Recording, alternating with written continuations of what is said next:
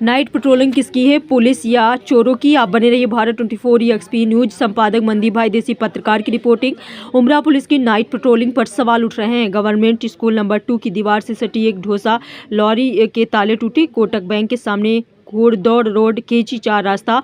घटना केची 4 रास्ता घोड़दौड़ रोड पर एक ही जगह पर 2 लॉरियों के ताले टूटे। दोनों लॉरियों से गैस सिलेंडर चोरी। चोर गैस सिलेंडर चुराने में एक्सपर्ट है। चोरों ने सीसीटीवी के तार काटकर गैस सिलेंडर चुरा लिए। 3 महीने पहले यहां एक दिव्यांग के केबिन के ताले टूटे थे। देखिए आगे की रिपोर्ट।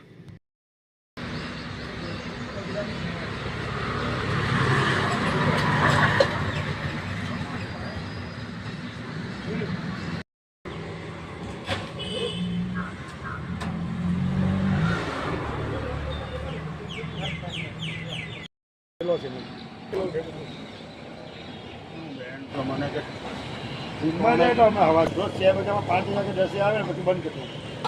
સવારે 1 કલાકમાં ખોલું.